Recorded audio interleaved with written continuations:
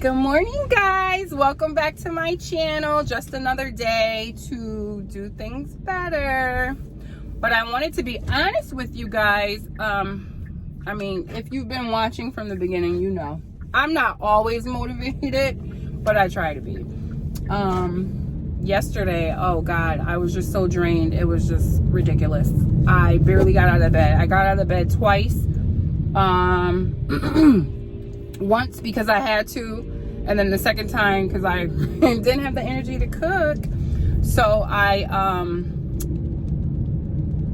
went and got me some food. Okay, update. Here we go with the phone again.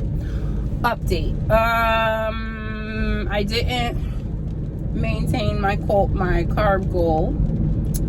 I wasn't as prepared as I thought I would be, and as a result, I did put on a pound or two. I'm not gonna say it's fine because it's not fine, but I do need to figure it out. And it's like I don't even know why I say I gotta figure it out, because I already know what it takes. I think it's just that I can't believe it takes what it takes. And literally for me to lose weight, I have to be very strict and disciplined. And when people say, oh no, do things in moderation, no, that doesn't work for me. So I don't even know why I try to make it work for me, because it's just never works. So I need to be as strict as I possibly can be to get the results that I want to get.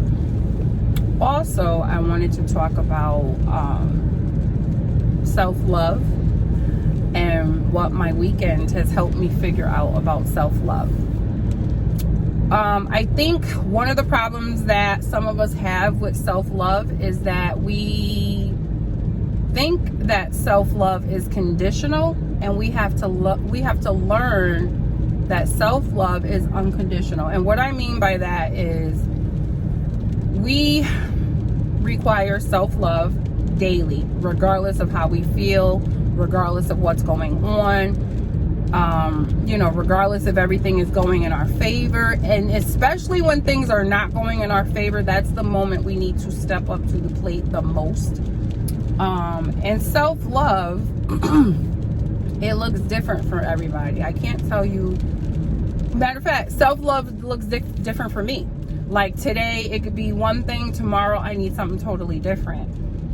Yesterday, self-love looked like I needed to just take a time out, get some rest, mostly stayed in the bed, watched TV. Oh, I did, and I journaled. So that was self-love for me. But at the same time, I was thinking that wasn't enough, because I was just thinking it wasn't enough.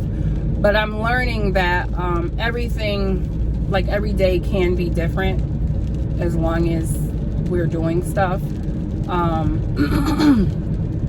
But like today, self-love was setting my alarm for 6 a.m.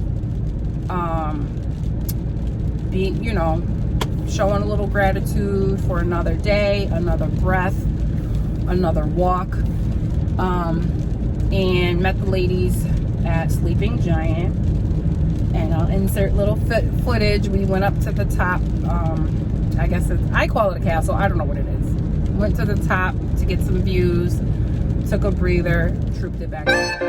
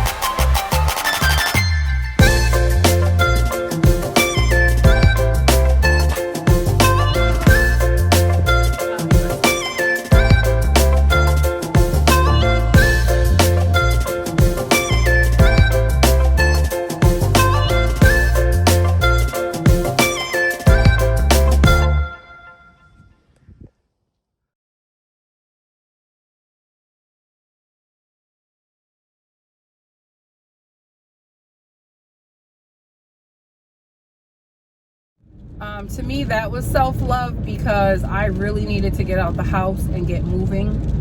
And the more I say it, I hope the more I do it, but sometimes I don't always do it. And it's funny because I talk to a lot of people and we're all like feeling the same way. The only difference between me and some of you is I post about it. That's it.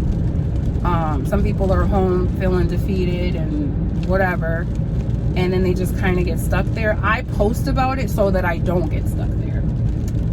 So I'm grateful for today's opportunity to get up, get moving, get out the house. The sun isn't really shining like I like it, but it feels like it is, and that's all I need. It's actually raining right now. It's drizzling out, but that didn't stop us. We still got up and hit the trail and did what we have to do. Not really sure what else I have planned for the day, but I did want to come on here and just kind of speak to you guys about self-love, because self-love is important and self-love is mandatory for me. And I'm sure it's mandatory. You might not make it mandatory, but your body, your mind, and your soul is like begging you, please make it mandatory, because a lot of us have the potential to fall apart. But if we could just take a few minutes to incorporate some self-love, we would feel so much better. And ultimately, what self-love is for me, self-love is me loving me as hard as I love everybody else. And like I know how to love everybody unconditionally. Like, you don't have to do anything for me to give you grace or show you compassion or just love up on you and, just try to love you until you feel better or, whatever. And sometimes I don't always give myself that same energy. And I guess that's what I'm working on now. 1 minute I think I'm doing good, but the thing is, you don't want to think you're doing good and then you stop doing it. You got to keep doing it. So I'm learning how to keep doing it, and to keep doing it, you just have to keep doing it. You just have to kind of wake up and decide that you are going to give yourself some type of love, some type of care. And it's not always about working out, but I do know that when I'm in a good mind space, I'm working out. And when I can go a couple of days without working out or without trying to do a walk or trying to hop on the bike, that's when I start getting concerned and I'm like, something's going on here. Because sometimes you don't even realize, it could creep up on you so fast, you don't even realize that you just missed opportunities. And, time does not rewind for anybody. Time does not wait for anybody. So we need to be mindful of all the opportunities that we have available to us.